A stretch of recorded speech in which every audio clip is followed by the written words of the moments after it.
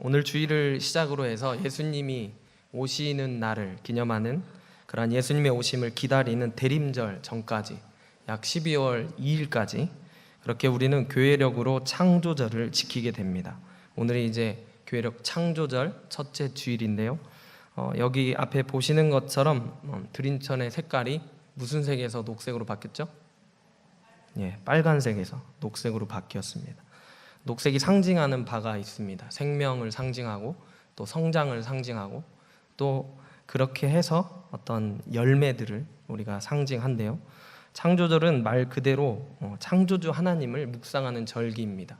그러니까 지금부터 시작해서 우리가 창조주 하나님을 생각해 보는 것인데 하나님의 말씀을 통해서 먼저는 생각하고 묵상해 보고 그리고 그 말씀을 통해서 깨달은 바대로 그 말씀이 의미하는 바대로 지금 이 세계를 바라보면서 하나님이 창조하신 세계에 대한 그러한 우리들에게 주어진 의무와 책임을 고찰해보고 또 내가 하나님 앞에서 그러한 창조주 하나님의 뜻대로 행하지 못했던 것들에 대한 그런 것들을 반성하고 회개합니다. 그러면서 하나님의 그 뜻대로 창조 세계의 보전 또 회복 이런 것을 위해서 우리가 통로로 사용되어지길 쓰임받는 것을 간절히 소망하면서 하나님의 뜻대로 행하는 절기가 바로 창조절이라고 할 수 있습니다.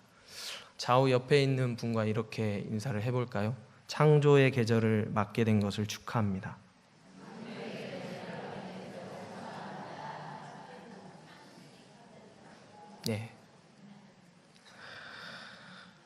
바라옵기는 저와 여러분이 이 세상에서 사는 동안 창조주 하나님이 이 땅에 우리를 있게 하신 이유를 잘 알고 또 새하늘과 새 땅인 하나님 나라의 확장을 위해 그분의 뜻대로 잘 쓰임받게 되기를 주님의 이름으로 간절히 축원합니다. 오늘 본문 말씀은 예레미야 선지자를 통해서 들려주시는 하나님의 그러한 귀한 말씀입니다. 예레미야 선지자는 우리가 잘 알듯이 눈물의 선지자로 알려져 있습니다.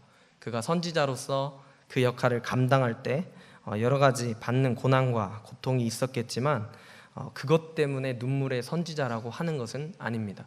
그가 눈물의 선지자가 되는 것은 사랑하는 가족 그리고 친족 그리고 동료 동족들에게 그들의 죄를 지적하면서 그들에게 심판을 선포해야만 하는 그러한 자리에 있었기 때문에 눈물의 선지자였습니다.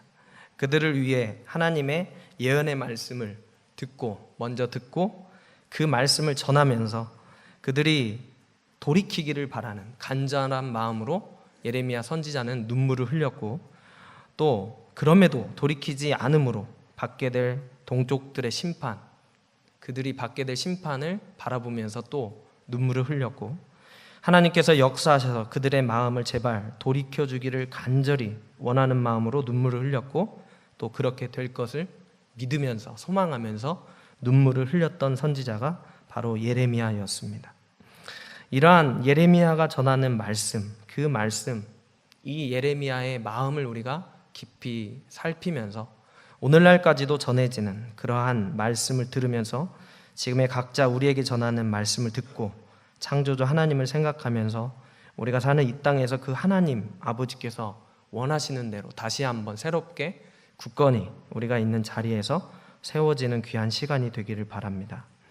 하나님의 선민이라는 유다 백성들이 있습니다. 그런데 이 백성들의 죄가 아주 심각합니다. 1절을 보면 유다의 죄는 금강석 끝 철필로 기록되었다고 말합니다.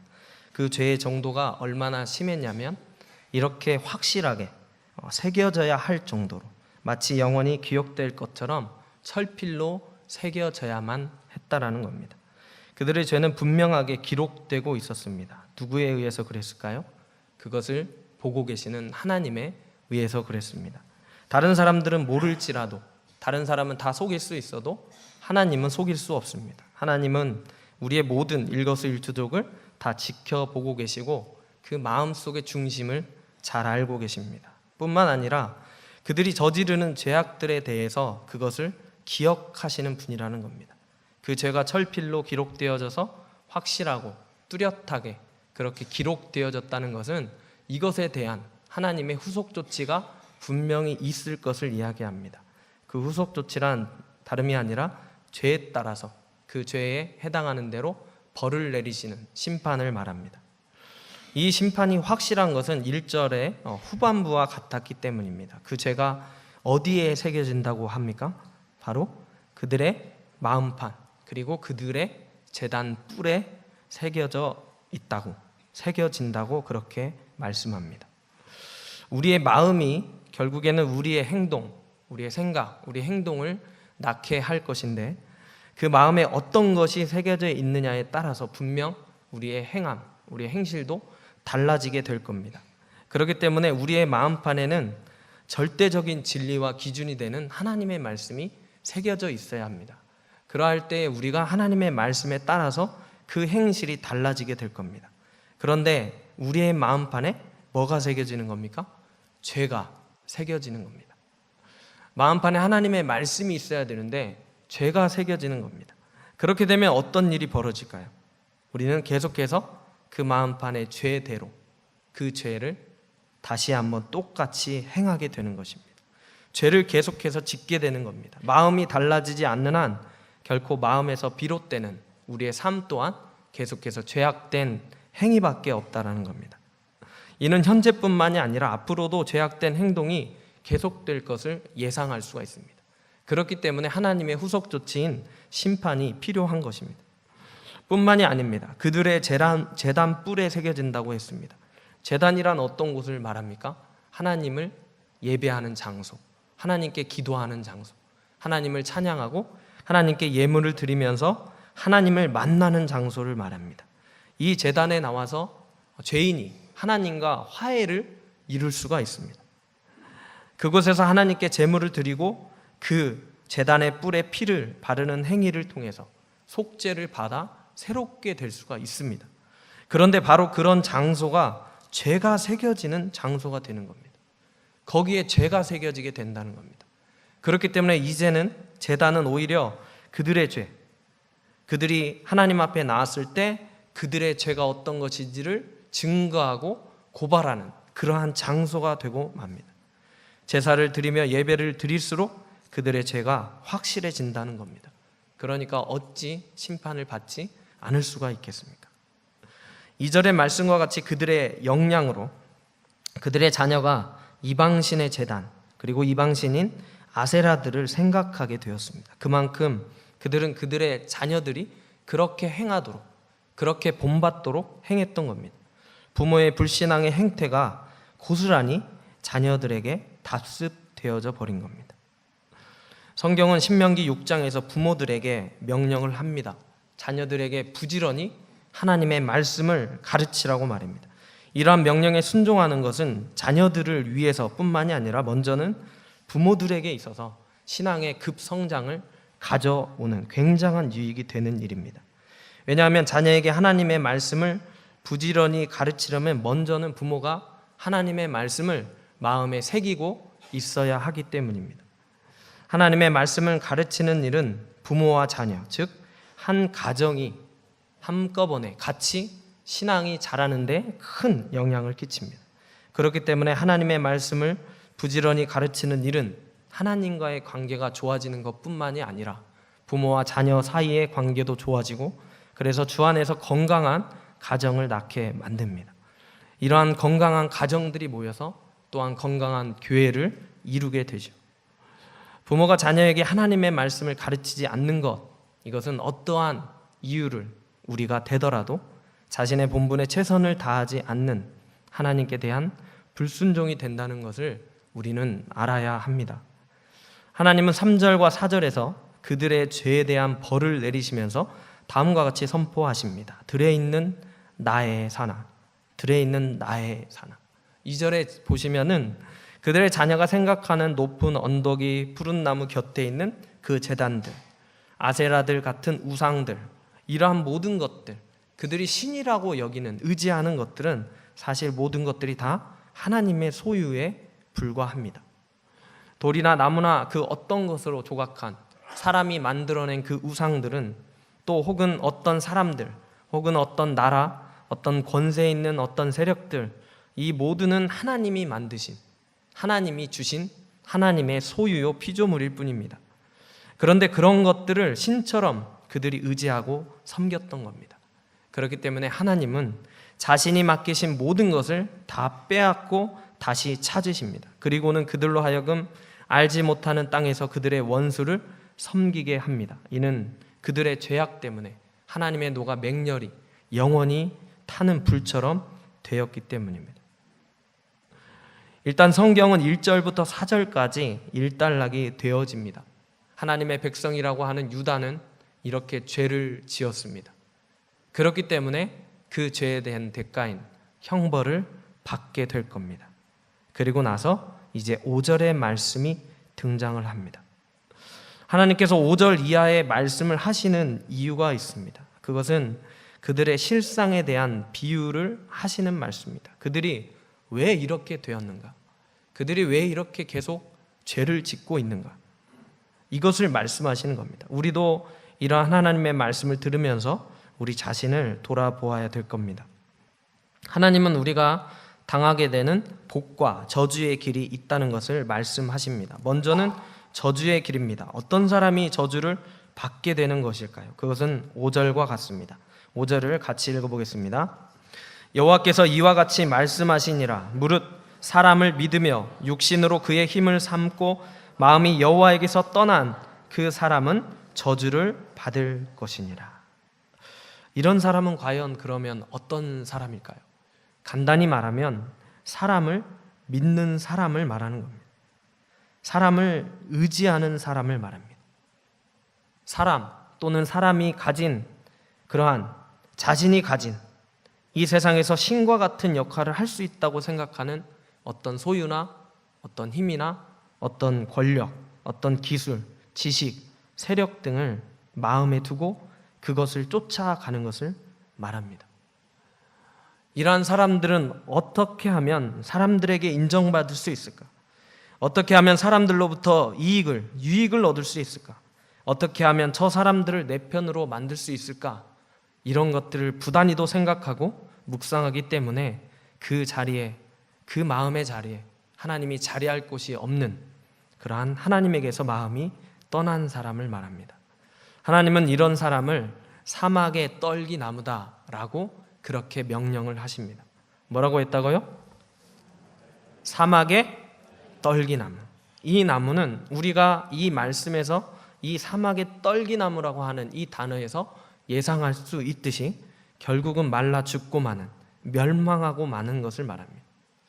시커멓게 따는 광야, 그러한 간조한 땅, 소금기가 있어서 불모지인 건건한 땅, 사람이 살지 않는 땅인 멸망의 장소에 이런 사람은 거주하고 있게 될 것이다. 그렇게 하나님은 말씀하기 때문에 그 사람을 사막의 떨기나무라고 명령합니다. 그러나 이 길만이 있는 것이 아닙니다. 사람에게는 분명히 반대의 다른 길이 있습니다. 바로 복된 길입니다. 그것은 7절과 같습니다. 같이 읽어보겠습니다.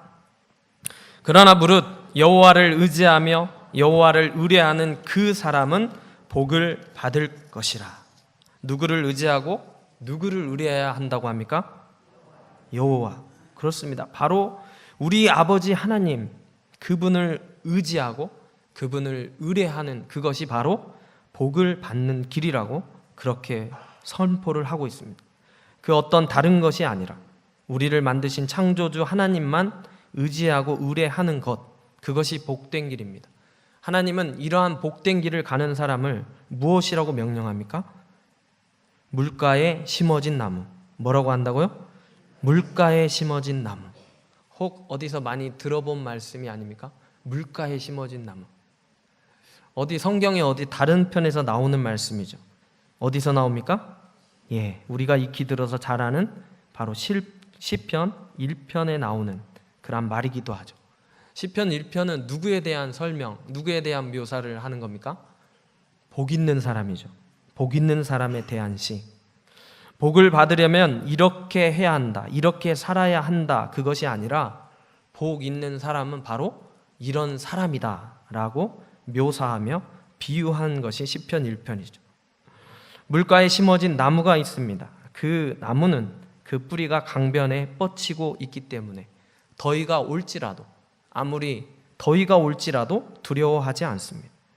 그 입이 청청하고 가무는 해에도 걱정이 없고 결실도 그치지 아니합니다. 잘 보십시오. 물가에 심어진 나무에게 어렵고 힘든 일이 아예 없는 것은 아닙니다. 물가에 심어진 나무라고 할지라도 더위가 옵니다. 가무는 해가 옵니다. 시험과 유혹이 없는 것이 아니라는 겁니다. 그러나 그 가운데서 두려움이 없다라는 겁니다. 걱정이 없다라는 겁니다. 그리고 결국엔 결실을 하게 된다라는 것입니다. 왜 그럴까요? 그것은 공급원이 끊어지지 않기 때문입니다. 즉 하나님께서 늘 함께 하시기 때문입니다. 하나님을 의지하고 의뢰하는 사람, 이 사람은 어떠한 상황과 형편에서도 전능하사 천지를 만드신 창조주 하나님을 생각하고 그 하나님 때문에 복을 누리는 사람입니다. 이러한 어려움, 단순히 세상에서 잘 되지 않는 것만을 이야기하는 것은 아닙니다. 성도들이 세상에 살면서 당하는 여러 가지 어려움이 있는데 이러한 어려움은 단순한 어려움이 아니라 순교까지 연결되는 것을 말합니다. 우리는 사망의 권세가 우리를 종으로 삼고 죽음으로라도 우리를 위협하려고 해서 어떻게든 하나님께로 나아가지 못하게 그렇게 붙잡습니다. 그러할 때까지라도, 우리의 생명을 위협하는 그때까지라도 오직 하나님만을 의지하고 의뢰하면서 내가 오히려 주 안에서 죽는 것이 복이 있다라고 선포할 수 있어야 하는 겁니다. 지금 우리가 거하는 이곳이 우리의 최종 목적지가 아닙니다. 이곳은 우리가 잠깐 지나가는 그러한 나그네 길입니다. 우리에게는 돌아갈 곳이 분명히 있고 아버지는 예수 그리스도를 통해서 우리가 거할 집을 이미 마련해 놓고 기다리고 계십니다. 이 사실을 우리가 믿고 의지하고 있다면 잠시 다녀가는 길인 이곳에서 당하는 모든 일 때문에 우리의 믿음이 좌지우지 되지는 않을 것이라는 겁니다. 우리가 무슨 일을 당하게 되든지 간에 우리는 찬송의 가사처럼 만사 형통을 누릴 수가 있습니다. 왜냐하면 우리의 결국을 알기 때문입니다. 우리는 지금 이 시간을 살아가고 있지만 사실은 우리가 이미 하나님 나라의 하나님의 시민권을 얻은 자로서 살아가고 있는 겁니다. 이러한 믿음의 신앙 고백과 삶이 저와 여러분에게 있기를 간절히 소원합니다. 하지만 사람들은 이렇게 말씀대로 그렇게 살려고 하고 이렇게 전파하면 비웃습니다. 조롱합니다. 심지어는 이러한 일들이 밖에서가 아니라 교회 안에 있는 사람들도 그렇게 합니다. 이 말씀이 사실이냐고 증명해 보라고 합니다. 그러면서 말씀대로 살려고 하는 사람을 유혹하고 시험에 들게 합니다. 또한 그래서 믿는 사람들도 스스로 흔들릴 때가 있습니다. 그럴 때마다 우리는 인간의 사악함을 말씀하신 9절의 말씀을 기억할 수 있어야 됩니다. 9절을 같이 읽어보겠습니다. 만물보다 거짓되고 심히 부패한 것은 마음이라 누가 능히 이를 알리오마는. 우리는 항상 이렇게 고백할 수 있어야 됩니다. 다른 사람을 이 말씀으로 재단하는 것이 아니라 이 말씀으로 나를 먼저 스스로 바라보아야 됩니다. 하나님, 내 마음은 전적으로 타락했습니다. 내 마음은 이 말씀과 같습니다. 만물보다 거짓되어 있고 심히 부패하여 있는 것이 내 마음입니다. 뭐라고 해야 된다고요? 하나님, 내 마음은 전적으로 타락했습니다. 우리가 우리 마음이 전적으로 타락했다는 것을 모르는 한 우리 마음은 절대로 변할 수 없습니다. 우리는 우리 자신을 스스로 부인할 수 있어야 됩니다. 우리 자신에게 조금이라도 소망을 두고 희망을 두려는 그 마음이 바로 사막의 떨기나무와 같은 것입니다. 사람들은 겉으로 얼마든지 꾸미고 다른 사람을 속일 수 있습니다. 뿐만 아니라 스스로 나 자신을 속일 수도 있습니다. 마치 내가 하나님을 잘 믿고 있는 것처럼 그렇게 생각할 수도 있습니다. 아무도 모릅니다. 사람의 속을 누가 알 수 있을까요? 그래서 사람은 보통 거짓을 일삼는 게 사람의 그러한 일입니다. 이렇게 하는 사람들도 예배를 계속 드리고 있습니다. 기도도 계속하고 있습니다. 찬양도 계속하고 있습니다. 유다의 백성들처럼 제단에 나아가서 제물을 드리고 그 제물을 드림으로 나도 하나님을 믿는다고 고백하고 있습니다. 그리고 그렇게 함으로써 사람들로부터 인정도 받습니다. 그렇기 때문에 그들은 자신들도 모르게 사람들로부터 받는 판단, 그 판단을 하나님의 판단으로 여겨버리게 됩니다. 왜냐하면 그들이 현재 누리고 있는 세상에서의 욕심에 따라 받는 그러한 여러 가지 세상에서 누릴 수 있는 그 복을 하나님께로부터 받았다고 그렇게 증거하며 자부하기 때문입니다. 그러나 하나님은 분명하게 말씀을 하십니다. 10절을 함께 읽어보겠습니다. 나 여호와는 심장을 살피며 폐부를 시험하고 각각 그의 행위와 그의 행실대로 보응하나니. 창조주 하나님은 자신이 만든 피조물의 모든 것을 간파하시는 분입니다. 그 앞에서 거짓은 확연히 드러납니다. 왜냐하면 그 중심을 보실 수 있기 때문입니다. 사람은 속일 수 있습니다. 그래서 사람들 앞에서는 그런 척 할 수 있습니다. 그러나 공의로우신 하나님 앞에 가면 그 어떤 것도 감출 수 있는 것이 없습니다. 창조주 하나님이 결국 그 자리에서 심판하실 겁니다. 오늘 말씀을 보면 자고새가 낳지 아니한 알을 품듯이 하나님을 의지하지 않고 사람을 의지하는 자들이 지금 당장 승수장구하는 것처럼 그렇게 보일 수도 있다고 말을 합니다. 그러나 결국 그날이 오면, 하나님이 심판하시는 날이 오면 사람을 의지했던 자들은 모든 것이 원래 없었던 것처럼, 처음부터 아무것도 없었던 것처럼 다 빼앗기고 하나님 앞에 어리석은 자로 서게 될 겁니다. 우리는 과연 우리 주님이 보시기에 어떤 나무일까요? 우리는 어떤 나무로 평가될까요? 다른 사람이 보기에가 아닙니다. 내가 나를 보기에도 아닙니다. 주님이 보시기에입니다. 주님이 우리를 만드셨기 때문에 우리를 완전히 알고 계시는 그 주님이 보시기에입니다. 오늘 말씀을 들었다면 우리는 다 원할 겁니다. 나는 정말 물가에 심어진 나무와 같이 되기를 바랍니다. 그렇다면 스스로 주님 앞에 정직하게 서야 할 겁니다. 날마다 순간순간마다 주님이 우리를 위해서 행하신 일, 그 일을 기억하고 주님이 약속하신 대로 우리와 함께 하시는 것을 생각하면서 어떠한 일을 행하든지 어떠한 말을 하든지 그 주님만을 의지하며 의뢰해야 합니다. 늘 부족하고 연약해도 우리가 그 하나님을 믿음으로, 그 믿음을 가지고 나아간다면 우리는 어느 순간 주 안에서 복된 길을 걷고 있을 겁니다. 저와 여러분 모두가 주님이 보시기에 아름다운 그러한 나무로 우리가 각자 거하는 곳에서 서 있게 되기를 주님의 이름으로 간절히 축원합니다.